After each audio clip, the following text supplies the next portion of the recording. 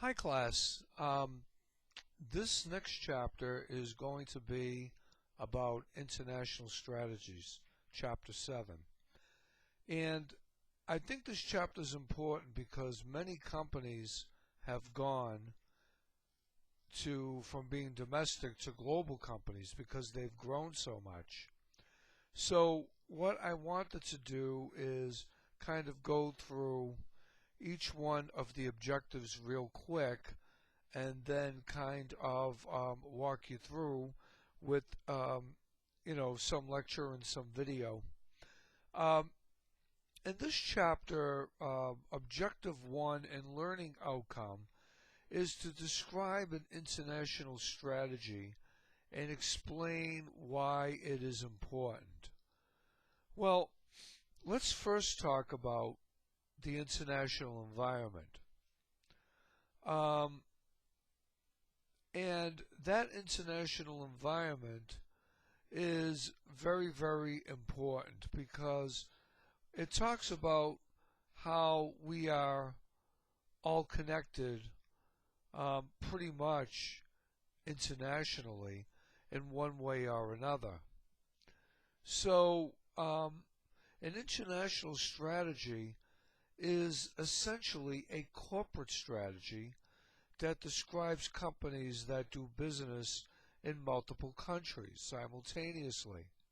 For example, if you use an international strategy um, as a type of growth strategy, all right, look at figure 7-1 in your book, and it'll explain pretty much how an international strategy can be used as a growth strategy, and it also goes into the importance of international strategy. So, what are some of the advantages of international expansion? Look at table 7.1, and it'll also show you some of the drawbacks of international expansion. Okay, so let's look at what we want as a learning outcome for objective 7-1. We want to outline or describe an international strategy and why it's important. So you want to realize that number one, an international strategy is a corporate strategy that describes companies that do businesses, yes, simultaneously in multiple countries, but it also offers a lot of potential advantages to do this.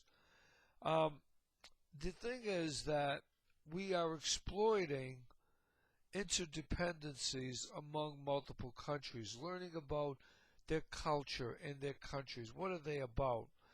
Um, Learning more about their particular markets, where they stand in a world region.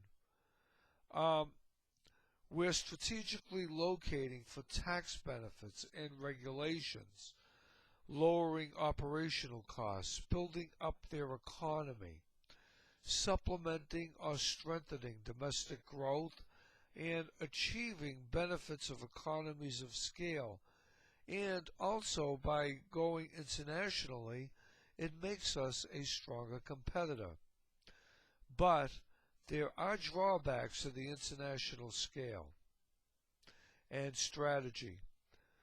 And some of these drawbacks include protectionism, disruption in supply times and supply chains, and quality issues, differences in languages, cultures, value systems, looking at ethnic and religious and cultural tensions. This can also be disruptive because they're different from our culture. Um, Financial and economic risks are involved when you go globally, and they become more complex and they become more challenging as time goes on. Sometimes we have difficulty in finding similarities in markets or operational capabilities. and there is difficulty in capturing and exploiting advantages. Um, so, increased global competitiveness and job markets and greater needs for cross-cultural understanding are certainly one things that you can look at as competitive advantage. But remember, there are also costs to doing that. Okay, so that's learning objective 1. And let's look at learning objective 7-2. What are some of the issues that arise when organizations go international? Strategic decision makers should know about the legal political environment that's laws and regulations and political stability about the country that they're going into. What is their economic environment like? For example, what is their currency and exchange rates, say against the dollar or the mark or the guinea or the franc or the pound? What are their inflation rates and what are their tax policies?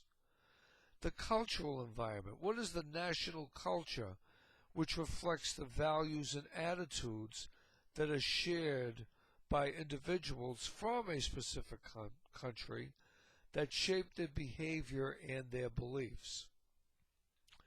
And finally, learning outcome number 3. What is the important international strategic decisions? We want to be able to describe them. One strategic decision is to decide whether to use a multi-country, which is strategies that vary across the countries where organizations do business, or do we take a global approach? Strategies are basically the same in all countries where an organization does business. There are 5 international strategy alternatives, and that includes exporting, making products in the home country and transporting them for sale to other countries, importing, selling products that are made in another country, in the home country, for example. Licensing is the third one. That's an arrangement in which a foreign licensee buys the right to manufacture and market a company's products in that country for a fee. Franchising, which is an arrangement where a business sells franchisees in other countries limited rights to use its brand name for a lump sum and share of its profits. And finally, direct investment, where or when an organization is going to own or control assets in another country, usually through some type of strategic alliance, joint venture, or foreign subsidy. So those are pretty much the 3 learning outcomes and objectives for this chapter. There are suggestions for you using you as a strategic decision maker. And there's a lot of thought-provoking stuff that we're going to be that you're going to be reading when you read this chapter. So essentially, that's kind of my overall spiel of the chapter, and I want you to be able to go into those tables that I described and read about them, okay, especially in 7.1. 7.1's learning objective to basically describe what a global operation is and what it does. Now, I am going to basically throw up some YouTube videos for you that will be useful in support, and also you will have hypothetical, I believe, number 3. If not, it will be, and there will also be a participative discussion. And that kind of wraps it up, and I'm sure that you're working on your paper as well. So all of this is coming together, and we're winding down into week 7. So much for now, and I will be in touch as we go along this week.